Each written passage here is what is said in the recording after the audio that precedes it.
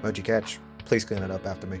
Hi and hello everyone, hope you're all doing well. It's time for an album review of this Lil Wayne project, Rebirth. Now this was the 7th project from the rapper, songwriter, hip-hop legend Lil Wayne, otherwise known as Dwayne Michael Carter Jr. For this album, this was coming off of a crazy mixtape run in the 2000s Carter series that we love him for today. And now for this record over here, he would go into like a more rock and punk music direction, mostly comprised of a lot of hard-hitting and headbangers. And honestly, if I had to be honest, this album was a chore to listen to.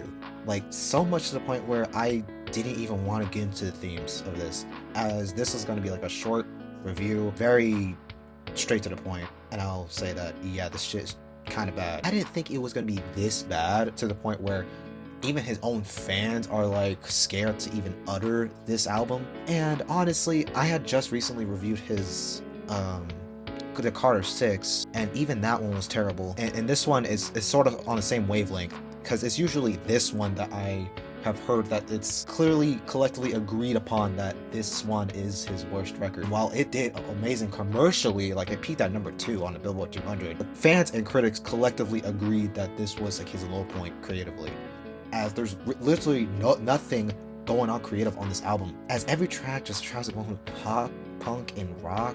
And even one point he tried to make this Disney musical ass style of a song. I can't remember what it was. It was so bad. And almost pretty much every feature on here does not save any of these tracks. Knockout, for example, with Nicki Minaj, doesn't save it either, because he's goddamn drenched in autotune. Even Nicki Minaj sounds a bit off kilter too. The production on this album doesn't even make the themes of this record feel worthy of discussion. Drop the World is another terrible song with Eminem, and yes, Eminem's verse is not that memorable on here either. I do think that almost every single track is goddamn terrible because of the goddamn production choices.